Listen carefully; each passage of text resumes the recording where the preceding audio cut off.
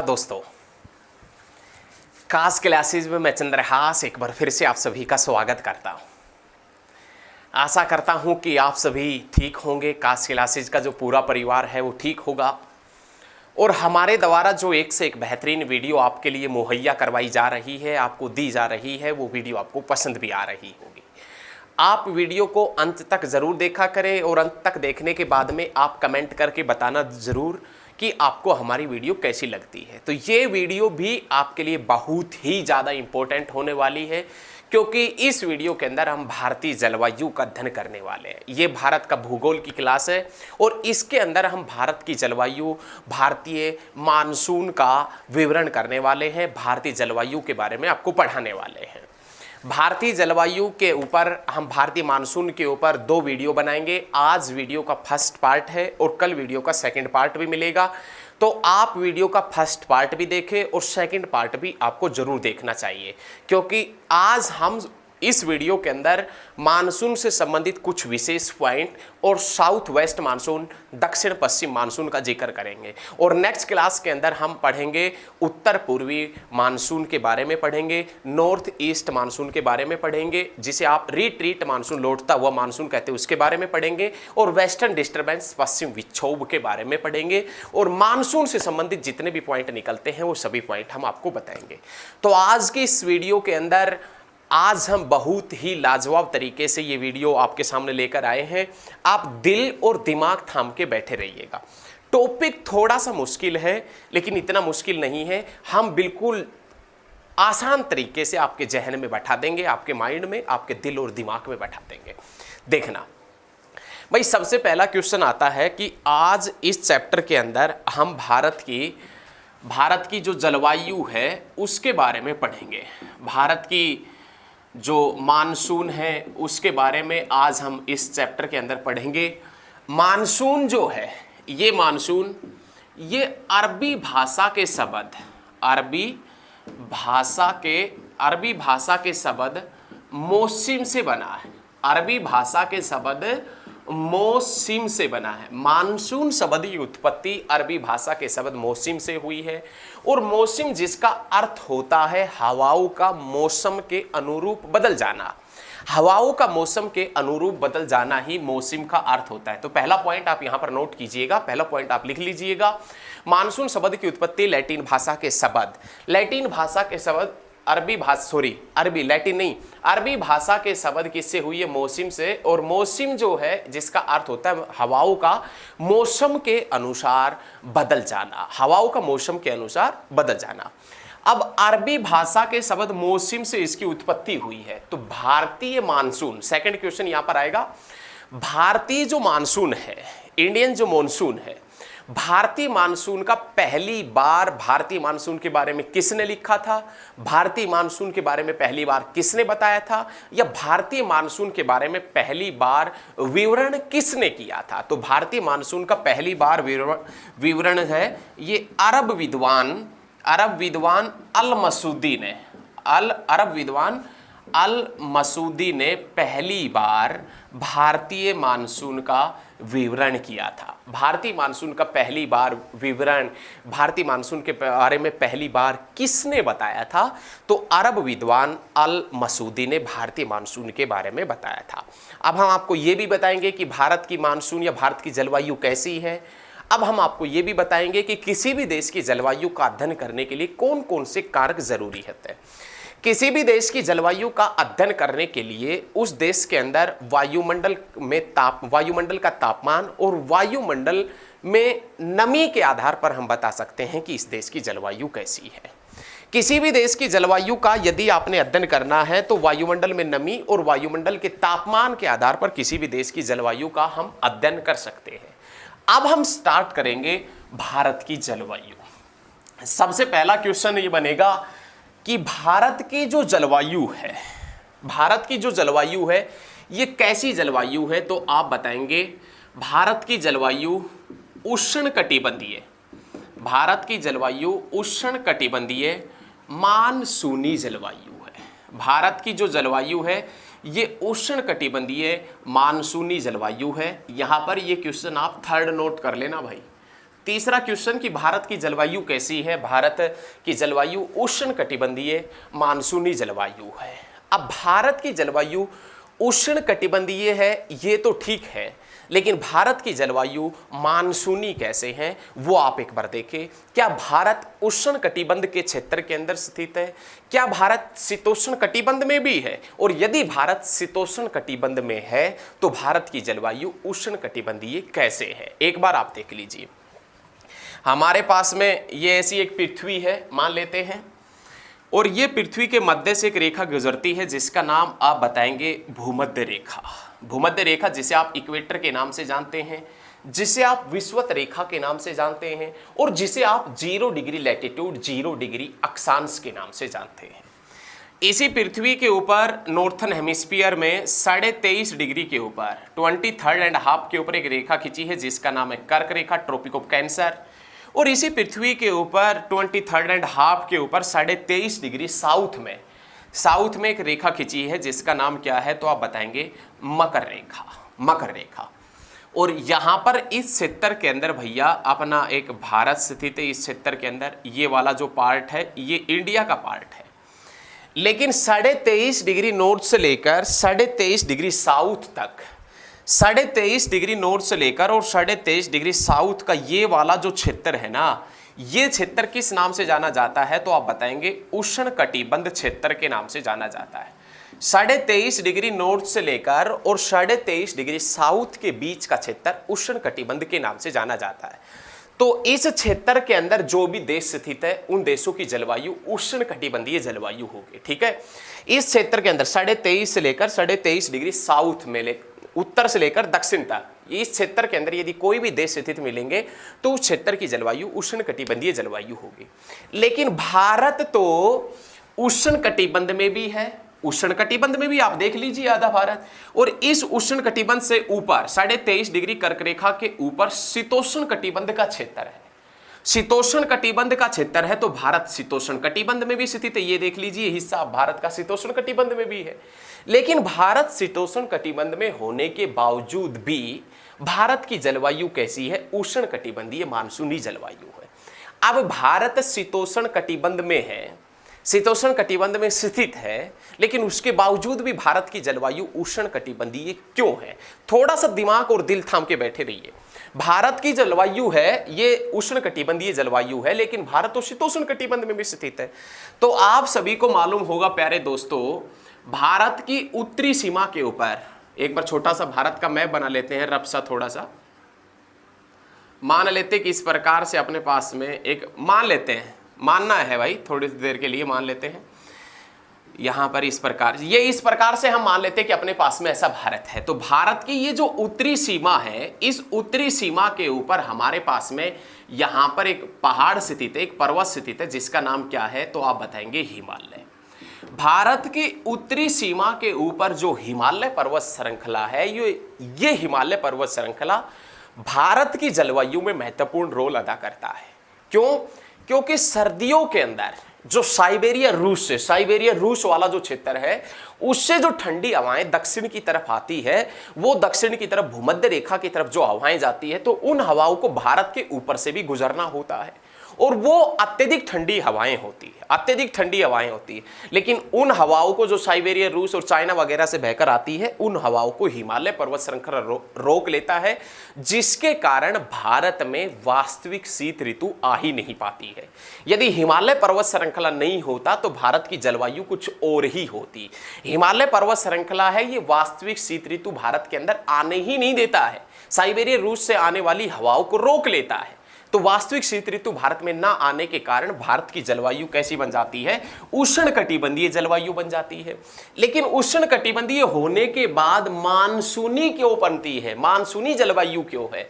क्योंकि जब भारत के अंदर मानसून के दौरान जब भारत के अंदर मानसून आता है तो हिमालय पर्वत श्रृंखला से टकराकर पूरे उत्तर भारत में या पूरे उपमहाद्वीप में हवाएं वर्षा करती है, मानसूनी हवाएं वर्षा करती है, और इसी कारण भारत की जलवायु उष्णकटिबंधीय मानसूनी जलवायु है। भारत की जलवायु का जिक्र करें तो साथियों, आपने जो पॉइंट हम बताए ना, सिर्फ वही नोट करना है। भारत की जलवायु का जिक्र करें तो उष्णकटिबंधीय मानसूनी जलवायु है, लेकिन आपके माइंड में फिर आएगा कि भारत की जलवायु उष्णकटिबंधीय मानसूनी क्यों है? क्योंकि भारत तो शीतोष्ण कटिबंध में भी है। तो शीतोष्ण कटिबंध में भारत स्थित जरूर है, लेकिन भारत के अंदर वास्तविक शीत ऋतु हिमालय पर्वत श्रृंखला है वो आने नहीं देता, क्योंकि साइबेरिया और चीन वगैरह के क्षेत्र से जो हवा बहकर आती है उनको हिमालय पर्वत श्रृंखला रोक लेता है, जिसके कारण भारत में वास्तविक शीत ऋतु नहीं आ पाती है। और वास्तविक शीत ऋतु नहीं आ पाती है, वास्तविक ठंडी नहीं बन पाती है, तो उसके कारण भारत की जलवायु उष्णकटिबंधीय ही बनती है हिमालय पर्वत श्रृंखला के कारण। और मानसूनी जलवायु इसलिए कहा जाता है क्योंकि मानसून काल के दौरान जब हवाएं अरब सागर से और बंगाल की खाड़ी से उठकर ऊपर की तरफ आती है तो उत्तर दिशा में स्थित हिमालय पर्वत श्रृंखला से वो मानसूनी हवाएं टकराती है, और हिमालय पर्वत श्रृंखला के टकराने के बाद में वो हवाएं पूरे उत्तर भारत में और पूरे उप महाद्वीप में वर्षा करती है, जिसके कारण भारत की जलवायु उष्णकटिबंधीय मानसूनी जलवायु है। समझ में आया? समझ में आएगा। जो जो पॉइंट हम बताएं सिर्फ आप वही नोट करते चलिएगा, उससे बाहर एग्जाम में कुछ नहीं आने वाला है। तो ये चीजें आपने याद रखनी है।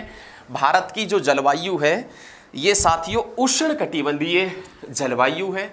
अब ये जो भारत की जलवायु है ये तो आपको पता लग गया उष्णकटिबंधीय जलवायु है, लेकिन भारत की जो मानसून है, भारत की उष्णकटिबंधीय मानसून, इस मानसून को दो भागों के अंदर बांटा जाता है। या हम ये भी लिख सकते हैं, आपने ये भी नोट कर सकते हैं, भारत के अंदर दो प्रकार की मानसूनी हवाएं मिलती है। भारत में दो प्रकार की मानसूनी हवाएं मिलती है, ये भी नोट कर लीजिए आप। या आप ये भी लिख सकते हैं कि भारत में दो प्रकार की मानसूनी हवाएं पाई जाती है। भारत में दो प्रकार की मानसूनी हवाएं मिलती है, ये आपने नोट करना है भाई।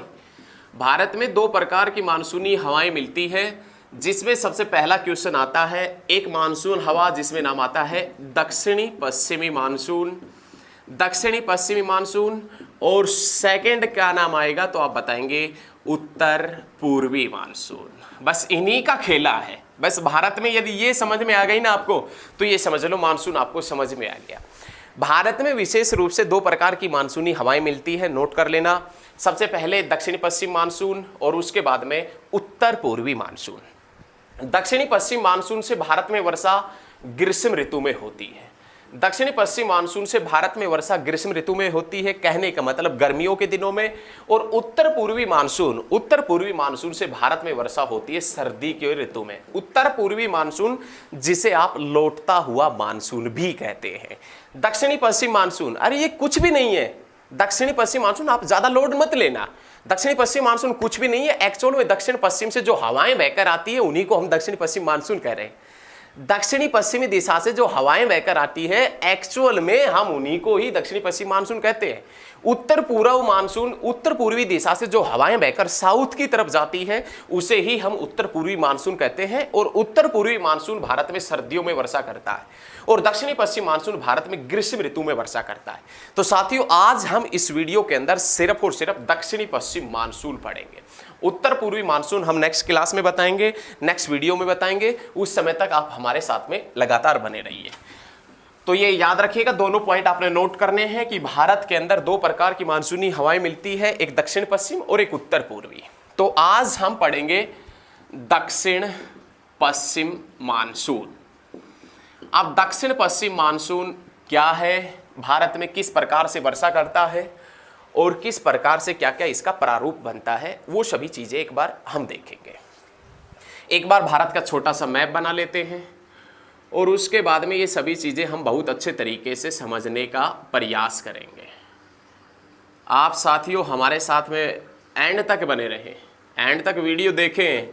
वीडियो देखने के बाद में आपको भी समझ आएगा कि पहले आपको क्या आता था और अब आपको समझ में क्या आने लगा। इस प्रकार से हम मान लेते हैं कि अपने पास में एक भारत है।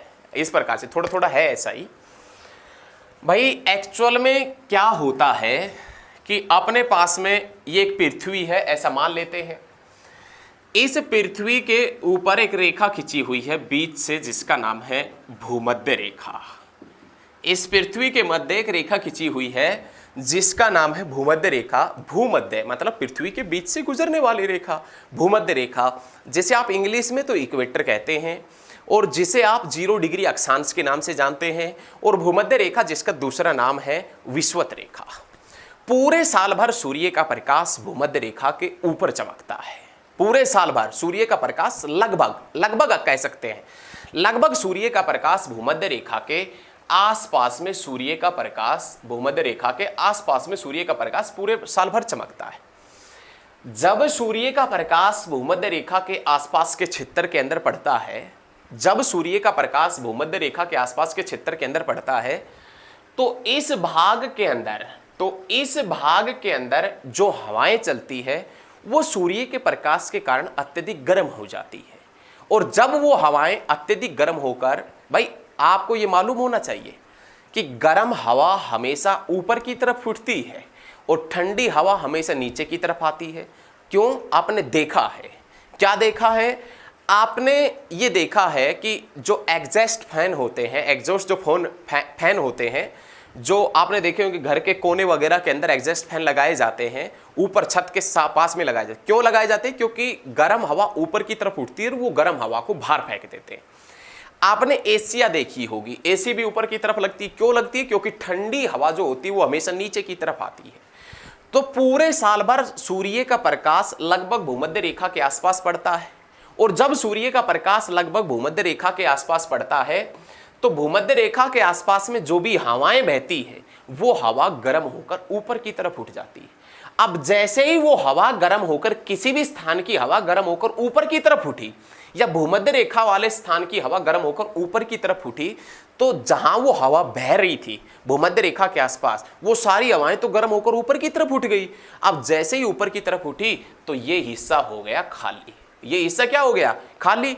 अब ये हिस्सा जैसे ही हवाओं का खाली हुआ, इस हिस्से को भरने के लिए 35 डिग्री नॉर्थ से और 35 डिग्री साउथ से हवा चलने लगी। 35 डिग्री नॉर्थ से और 35 डिग्री साउथ से हवा चलने लगी, और 35 डिग्री नॉर्थ से और 35 डिग्री साउथ से जो हवा भूमध्य रेखा की ओर चलती है वो इस निम्न दाब क्षेत्र को भरने के लिए चलती है। उन हवाओं को हम व्यापारिक हवाओं के नाम से जानते हैं। एक बार समझने की फिर से कोशिश करें, आशा करूंगा कि फिर बहुत अच्छा समझ में आएगा। आप सभी को यह मालूम होना चाहिए कि सूर्य का प्रकाश पूरे साल भर भूमध्य रेखा के आसपास पड़ता है। जब सूर्य का प्रकाश भूमध्य रेखा के आसपास पड़ता है तो भूमध्य रेखा के आसपास में जो भी हवाएं बहती हैं, जो भी हवाएं चलती हैं, जो भी वायु चल रही है, वो गर्म हो जाती है सूर्य के प्रकाश के कारण। सूर्य के प्रकाश के कारण जैसे ही हवा गर्म होती है तो वो गर्म हवा ऊपर की तरफ उठने लगती है, और जैसे ही वो हवा ऊपर की तरफ उठ जाती है तो इस क्षेत्र के अंदर निम्न दाब बन जाता है। इस क्षेत्र के अंदर निम्न दाब बन जाता है। कहने का मतलब ये क्षेत्र निम्न दाब का केंद्र बन जाता है, और हवाएं हमेशा उच्च दाब से निम्न दाब की तरफ चलती है।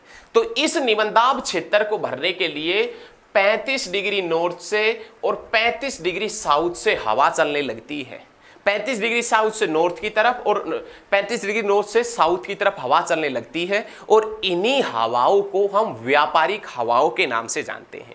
लेकिन ये जो हवा है ये आनी तो सीधी चाहिए थी, लेकिन वैज्ञानिक फेरल के अनुसार ये हवाएं जो ऊपर से आती है, ये हवाएं तो अपनी दाईं ओर मुड़ जाती है। इस प्रकार से ये हवाएं तो अपनी दाईं ओर मुड़ जाती है, और जो दक्षिण से हवाएं आ रही थी, 35 डिग्री साउथ से हवाएं आ रही थी, वो हवाएं अपने बाईं ओर मुड़ जाती है। इस प्रकार से तो कहने का मतलब ये है कि जो हवा 35 डिग्री नॉर्थ से 35 डिग्री साउथ तक जा रही थी, वो हवाएं फेरल के नियम के अनुसार ऊपर वाली दाएं और नीचे वाली बाएं मुड़ जाती है, फेरल के नियम के अनुसार। अब इस क्षेत्र के अंदर वो हवा आपस में जाकर टकराई, दोनों साउथ वाली भी और नॉर्थ वाली भी। जब इस क्षेत्र के अंदर दोनों हवा जाकर टकराई तो इस क्षेत्र के अंदर वर्षा वगैरह का भी प्रभाव बना, लेकिन सूर्य का प्रकाश लगातार इस क्षेत्र में पड़ रहा था, तो सूर्य का प्रकाश पड़ा तो वो हवाएं भी गर्म हो गई, और वो हवा फिर से ऊपर की तरफ उठने लगी, और ऊपर की तरफ उठी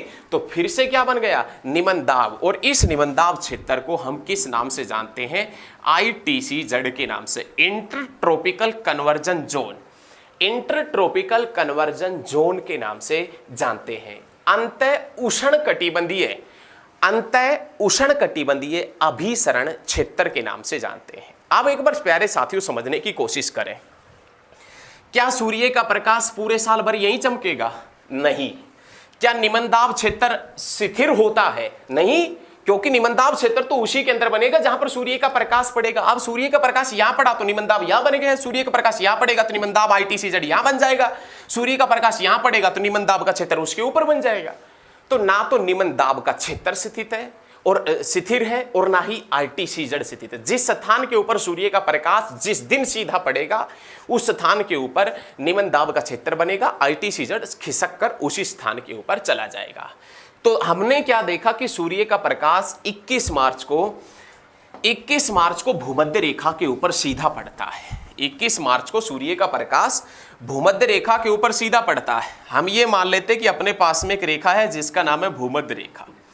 सूर्य का प्रकाश 21 मार्च को इस भूमध्य रेखा के ऊपर सीधा पड़ा तो इस क्षेत्र के अंदर क्या बन गया? वही निम्नदाब, ये क्षेत्र बन गया ITCZ, inter tropical conversion zone, अंतः उष्णकटिबंधीय अभिसरण क्षेत्र। अब जैसे ये निम्नदाब क्षेत्र बना, ऊपर से हवाएं इस क्षेत्र को भरने के लिए आई, दक्षिण से हवाएं इस क्षेत्र को भरने के लिए आई, लेकिन सूर्य का प्रकाश 22 मार्च को यहां पड़ेगा, 23 को यहां, 24 को यहां, 25 को यहां, 26 को यहां, ऐसे चलते चलते सूर्य का प्रकाश एक टाइम ऐसा आता है कि अप्रैल के महीने में वो भारत के दक्षिणी हिस्से में प्रवेश कर जाता है। अब भारत के दक्षिणी हिस्से में प्रवेश किया है, इधर अरब सागर है, इधर बंगाल की खाड़ी है, नीचे हिंद महासागर है, सारा पानी का क्षेत्र है, तो हवाएं इतनी गर्म होती नहीं है। लेकिन ये जो भूमि का पार्ट है, इस क्षेत्र के अंदर जो पहाड़ी इलाका है, ये पहाड़ी है, पश्चिमी घाट और पूर्वी घाट का इलाका है, इस पहाड़ी इलाका अत्यधिक गर्म हो जाता है। सूर्य के प्रकाश के कारण ये पहाड़ी इलाका अत्यधिक गर्म हो गया। यहां से गर्म होकर हवा ऊपर की तरफ उठने लगी और जैसे ही हवा ऊपर की तरफ उठती है, इस क्षेत्र को भरने के लिए जैसे ही हवा ऊपर की तरफ उठती है, यहां पर निम्नदाब बन गया, ITCZ बन गया और इस निम्नदाब क्षेत्र को भरने के लिए अरब सागर की हवाएं और बंगाल की खाड़ी की हवाएं आने का प्रयास करती है। लेकिन यहां पर पश्चिमी घाट पर्वत श्रृंखला की ऊंचाई ज्यादा होने के कारण अरब सागर की हवा पश्चिमी घाट पर्वत श्रृंखला से टकराकर रुक जाती है, लेकिन बंगाल की खाड़ी की हवा यहां पर आकर वर्षा करती है। लेकिन ये वर्षा अभी से मानसूनी वर्षा नहीं है, ये वो वर्षा है जो मानसून से पहले आने वाली फुहारों के नाम से जानी जाती है। ये वो वर्षा है जो मानसून से पहले आने वाली फुहारों के नाम से जानी जाती है। और मानसून से पहले आने वाली फुहारों को केरल में, मानसून से पहले आने वाली फुहारों को केरल में आम्र वर्षा के नाम से, नोट कीजिएगा ये पॉइंट, केरल में आम्र वर्षा के नाम से, कर्नाटक में किस नाम से जानते हैं? चेरी बलास्क के नाम से जानते हैं। और मानसून से पहले आने वाली वर्षा बंगाल में किस नाम से जानी जाती है? तो आप बताएंगे काल बैसाखी के नाम से। ये तीनों पॉइंट आप नोट कीजिएगा बच्चे कि केरल में मानसून से पहले आने वाली फुहारें जब केरल में वर्षा करती है तो उसे आम्र वर्षा के नाम से जानते हैं। कर्नाटक में जब ये वर्षा करती है तो चेरी बलास्क के नाम से जानते हैं। और बंगाल में जब वर्षा होती है तो काल बैसाखी के नाम से इसे बंगाल के अंदर जाना जाता है। पॉइंट नोट कर लिया, ठीक है। चलिए आगे की तरफ बढ़े तो ये एक बार साफ कर देते हैं। अब अप्रैल में सूर्य का प्रकाश यहां पड़ा, आगे चलते चलते मई में सूर्य का प्रकाश यहां पड़ेगा और उसके बाद में हमारे पास में यहां पर एक रेखा खींची हुई है जिसका नाम क्या है बच्चे? कर्क रेखा। अब इस कर्क रेखा के ऊपर सूर्य का प्रकाश पड़ेगा सीधा, इसको साफ कर दे रहे भाई। इस कर्क रेखा के ऊपर सूर्य का जो सीधा प्रकाश पड़ेगा वो कब पड़ेगा? 21 जून को। अब सूर्य का प्रकाश सीधा कर्क रेखा के ऊपर पड़ता है ना, तभी असल में भारत में वर्षा वगैरह हो पाती है। एक बार समझने की कोशिश करें आप, एक बार समझने की कोशिश करें। हम दक्षिणी पश्चिम मानसून पढ़ रहे हैं। ये दक्षिणी पश्चिम मानसून जो भारत में 90% वर्षा करता है। भारत में 90% वर्षा कौन से मानसून के कारण होती है? तो आप बताएंगे दक्षिणी पश्चिम मानसून के कारण भारत में 90% वर्षा होती है। दक्षिणी पश्चिम मानसून भारत में सबसे पहले वर्षा केरल में करता है, केरल में मालाबार तट पर करता है, और केरल के मालाबार तट के ऊपर लगभग 200 से 250 सेंटीमीटर वर्षा पहली बार में करता है। और केरल में मालाबार तट के ऊपर वर्षा 1 से 5 जून के मध्य करता है, 1 से 5 जून के मध्य करता है। लेकिन दक्षिणी पश्चिम मानसून भारत में कब तक वर्षा करता है?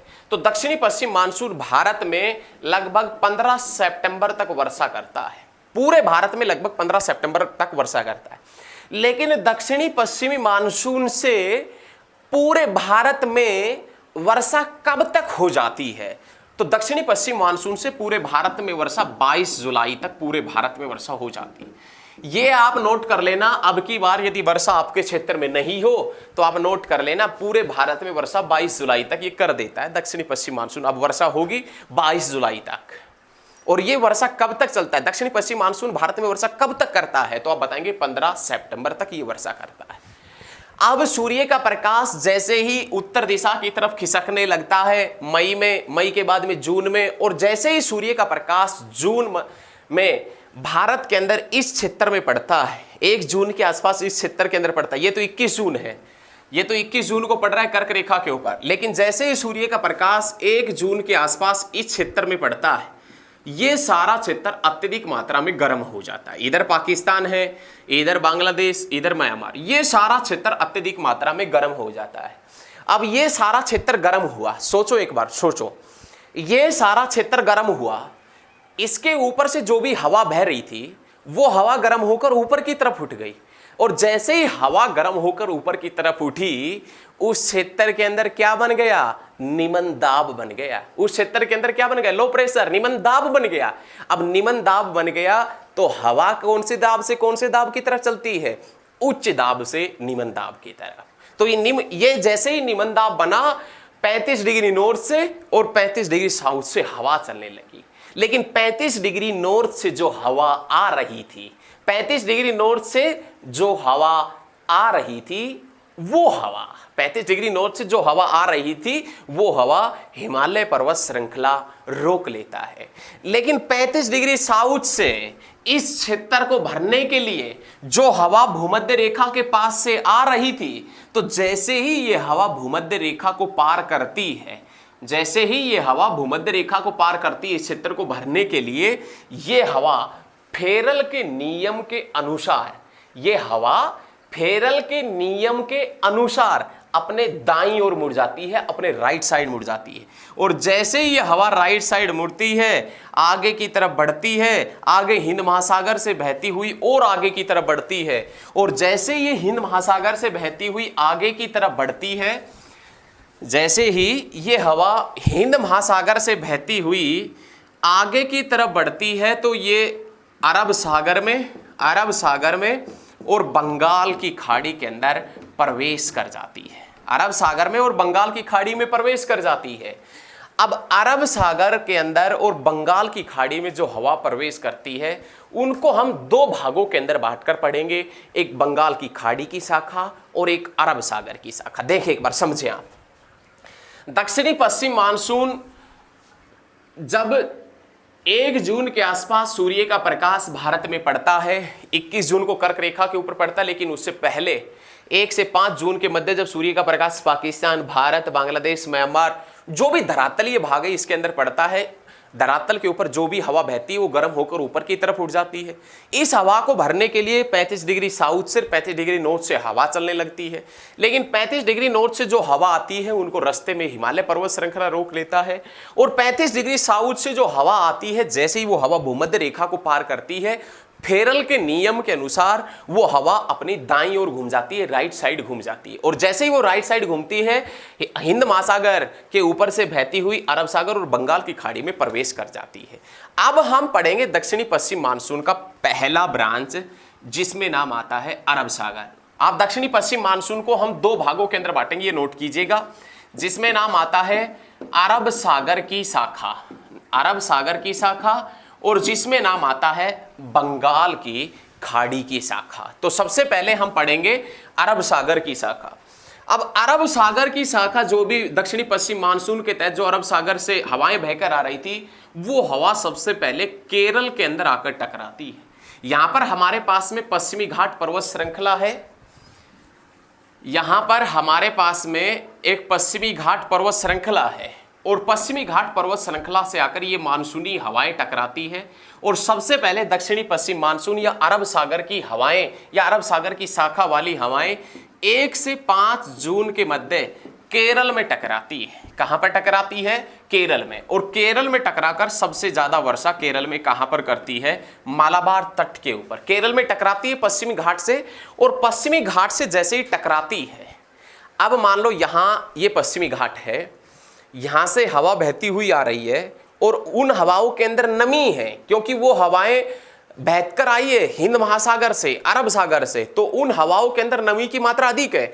और जैसे ही वो हवा पश्चिमी घाट पर्वत श्रृंखला से टकराएगी, अब टकराएगी तो उसको आगे जाने का कोई स्थान नहीं मिला, तो वो हवा ऊपर की तरफ उठने का प्रयास करेगी, लेकिन ऊपर नहीं उठ पाती, क्योंकि वो हवा अत्यधिक भारी होती है, उनके अंदर नमी होती है। यदि ऊपर उठना है तो हवाओं को अपनी नमी छोड़नी पड़ेगी।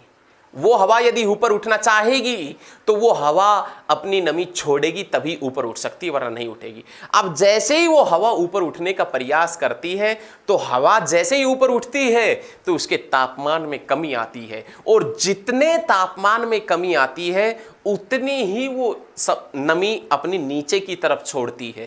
तापमान में जितनी कमी आएगी उतनी ही हवा जिसके अंदर नमी थी वो नीचे की तरफ छोड़ेगी, और इसी को हम एडियाबैटिक ताप ह्रास के नाम से जानते हैं। इसी स्थिति को हम एडियाबैटिक ताप ह्रास के नाम से जानते हैं। तो यहां जो हवाएं बड़े जोश के साथ में, बड़े उत्साह के साथ में आ रही थी, वो आकर दक्षिण में केरल में 1 से 5 जून के मध्य केरल के मालाबार तट के ऊपर पश्चिमी घाट पर्वत श्रृंखला से टकराई। उनको नहीं पता था बेचारियों को, आगे पहाड़ खड़ा है। टकराई तो बड़े गुस्से में थी, ऊपर उठने का प्रयास किया, ऊपर नहीं उठ पाई क्योंकि बहुत मोटी थी, जिसके अंदर नमी की मात्रा थी। अब ऊपर उठना है, ऊपर चढ़ना है, पहाड़ के ऊपर चढ़ना है, तो उनको कमजोर होना पड़ेगा, वरना वो नहीं चढ़ पाएगी। अब उन्होंने देखा कि पहाड़ बहुत ऊंचा है, अब ऊंचा है तो बहुत ऊंचाई के ऊपर चढ़ना पड़ेगा, और बहुत ऊंचाई के ऊपर चढ़ना पड़ेगा तो उतना ही पतला होना पड़ेगा, उतना ही कमजोर होना पड़ेगा, और उतनी ही नमी जो हवाओं के अंदर है वो छोड़नी पड़ेगी। तो केरल के मालाबार तट के ऊपर यहाँ पश्चिमी घाट पर्वत श्रृंखला से टकराकर वर्षा करती है। उसके बाद में कुछ हवाएं कर्नाटक वगैरह में, गोवा वगैरह में, महाराष्ट्र वगैरह के अंदर टकराती है। कुछ हवाएं ऐसी है जो यहाँ 1 जून से यहाँ दर्रे वगैरह से प्रवेश करके यहाँ पर पहुँच जाती है। कुछ हवाएं ऐसी हैं जो यहाँ से 5 जून में प्रवेश करके यहाँ 5 जून तक पहुँच जाती है। और उसके बाद में कुछ हवाएं ऐसी है कि हमारे पास में यहाँ पर विंध्याचल पर्वत श्रृंखला और यहाँ पर सतपुड़ा पर्वत श्रृंखला है, जो महाराष्ट्र वगैरह को पार करती हुई विंध्याचल और सतपुड़ा पर्वत श्रृंखला नर्मदा और ताप्ती नदी घाटी के अंदर वर्षा करती हुई पश्चिम बंगाल तक पहुंच जाती है, और पश्चिम बंगाल में जमकर वर्षा करती है। और पश्चिम बंगाल में मानसून से पहले होने वाली वर्षा को या फुहारों को किस नाम से जानते हैं? काल बैसाखी के नाम से। किस नाम से जानते हैं बच्चे? तो आप बताएंगे काल बैसाखी के नाम से। उसके बाद में 15 जून के आसपास यहाँ वर्षा होती है, 15 जून, और नेपाल तक भी 15 जून तक होती है। याद रखें 15 जून के आसपास तक होती है। उसके बाद में यहाँ होती है 1 जुलाई थोड़ा बहुत राजस्थान वगैरह में, और यहाँ पंजाब वगैरह में 1 जुलाई वगैरह, और यहाँ आप बता देंगे 10 जुलाई के समथिंग वर्षा होती है। तो ये हमने पढ़ा है अरब सागर की शाखा। अरब सागर की शाखा से राजस्थान के अंदर कोई वर्षा नहीं होती। राजस्थान के अंदर वर्षा क्यों नहीं होती? आप देख रहे हैं इसी प्रकार से तो ये मानसूनी हवाएं जा रही है, और इसी प्रकार से अरावली पर्वत श्रृंखला है, तो मानसूनी हवाएं अरावली पर्वत श्रृंखला के समानांतर निकल जाती है, जिसके कारण राजस्थान में वर्षा हो नहीं पाती। भाई ऐसे अरावली पर्वत श्रृंखला है और इसी के साइड में से हवा चली जाए तो वर्षा नहीं होगी, और अरावली पर्वत श्रृंखला ऐसे हो हवा इस प्रकार से है तो वो हवा टकराकर वर्षा करती, लेकिन वर्षा अरावली पर्वत श्रृंखला के राजस्थान में वर्षा इसलिए नहीं होती क्योंकि अरावली पर्वत श्रृंखला हवाओं की दिशा में ही बना है, हवाओं की दिशा के अनुरूप ही बना है, लेकिन राजस्थान में वर्षा होती है। अरावली पर वर्षा होती है, लेकिन वो वहां पर होती है जहां अरावली की सर्वोच्च चोटी है। अरावली की सर्वोच्च चोटी जिसका नाम है गुरु शिखर, गुरु शिखर जो माउंट आबू के अंदर है। तो माउंट आबू गुरु शिखर के ऊपर ऊंचाई ज्यादा होने के कारण कुछ मानसूनी हवाएं वहां पर वर्षा करती है। तो ठीक है, तो आप ये याद रखिएगा, ये तो थी अरब सागर की शाखा। अब हम बंगाल की खाड़ी की जो शाखा है इसको आगे बढ़ाएंगे। बंगाल की जो खाड़ी की शाखा है इसके बारे में पढ़ेंगे। तो ये सभी पॉइंट आपने बहुत अच्छे तरीके से नोट रखना है, नोट करना है। अच्छे तरीके से आप अपने दिल और दिमाग में बैठा लो भाई, अच्छे तरीके से पढ़ो, किसी प्रकार का दिक्कत नहीं आएगा। ठीक है, तो अब हम बंगाल की खाड़ी की जो शाखा है इसके बारे में पढ़ेंगे। तो अब आप नोट कीजिएगा, आप हेडिंग डालिए बंगाल की खाड़ी की शाखा। बंगाल की खाड़ी की शाखा कहने का मतलब ये है कि जो हवा हिंद महासागर से इस क्षेत्र के अंदर आई थी बंगाल की खाड़ी, उन्होंने बंगाल की खाड़ी से और नमी प्राप्त की और वो सीधे जाकर यहाँ पर मेघालय है और मेघालय के अंदर यहाँ पर गारो, खासी और जैंतिया पहाड़ी है। वो हवा सीधे जाकर मेघालय के पठार से टकराई। अब जैसे ही हवा सीधे जाकर मेघालय के पठार से टकराई तो बंगाल की खाड़ी की हवा या बंगाल की खाड़ी की शाखा वाली हवा दो भागों के अंदर टूट गई। एक हिस्सा इन हवाओं का हुगली नदी के मुहाने से उत्तर भारत में प्रवेश कर गया, हुगली नदी के मुहाने से उत्तर भारत में प्रवेश कर गया, जिसने कलकत्ता में 150 सेंटीमीटर वर्षा की, जिसने पटना के अंदर 100 सेंटीमीटर वर्षा की और जिसने दिल्ली के अंदर 50 सेंटीमीटर वर्षा की। और दिल्ली तक पहुंचते पहुंचते इन हवाओं के अंदर नमी की मात्रा हो जाती अत्यधिक कम और ये हवाएं भी राजस्थान में वर्षा नहीं करती क्योंकि नमी की मात्रा बचती नहीं, लास्ट दिल्ली तक होता है।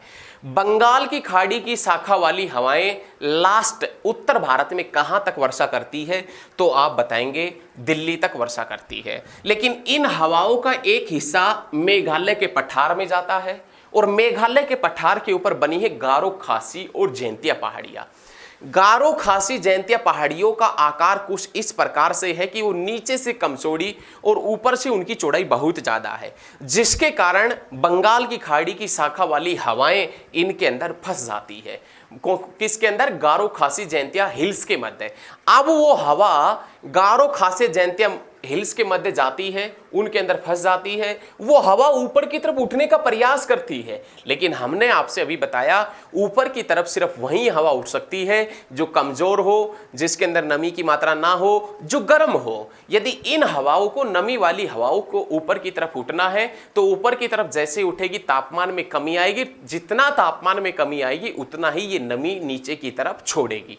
तो यहां पर एक स्थान पड़ता है खासी पहाड़ी पर जिसका नाम है मासिन राम और दूसरा स्थान है चेरापूंजी। यहां पर ये विश्व की सबसे ज्यादा वर्षा करती है।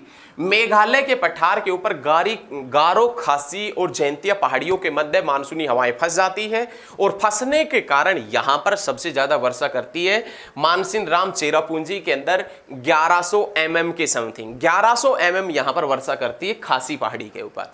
अब जैसे ही इन हवाओं ने अत्यधिक मात्रा में नमी छोड़ दी, अत्यधिक मात्रा में वर्षा कर दी, हवा अब थोड़ा थोड़ा सूखा हो गई क्योंकि नमी तो खत्म हो गई।